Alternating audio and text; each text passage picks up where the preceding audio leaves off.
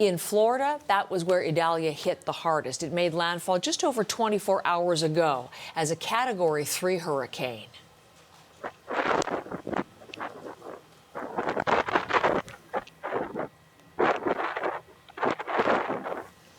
Surveillance footage captures the moment a home was destroyed by the floodwaters, torn apart and washed away in pieces. Many in the state are now reckoning with what is left behind. Emergency crews had to use boats in some cases to get to people to rescue them. One estimate projects insured property losses will run to more than $9 billion. Last hour, I was speaking with a Canadian, a former member of the Canadian Armed Forces who now lives in Florida and runs a scuba business there.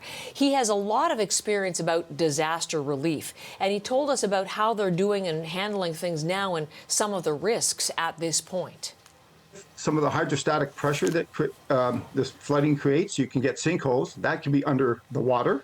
We have people, of course, walking out, getting in the water. If they have any sort of injuries or wounds, there is possible infection. These become secondary injuries and different things like that.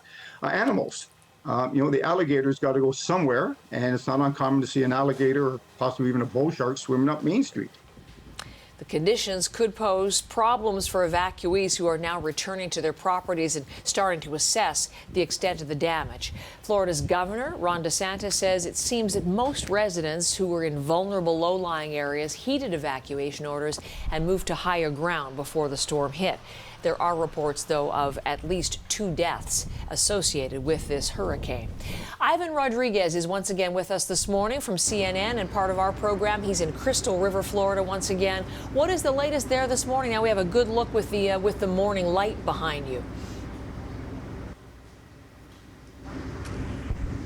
Heather, good morning. That's right. As that sunlight's coming out, it's showing a little bit more that damage that we had seen all day yesterday. This street behind me was impassable even last evening when we tried to come and see if we could take a look at any damage earlier. Now, crews from the city are here cleaning up some debris from the signs, but you're taking a look at even just the businesses that remain boarded up. A lot of business owners are starting to come out, but not everyone is out here just yet. Still seeing windows boarded up, sandbags that are placed right below. But I want to get back to something you mentioned earlier here about heeding evacuation orders, many people preparing, getting out. We spoke with a couple who owns a business on this very street regarding manatee tours. It's a big draw for tourism here in Crystal River.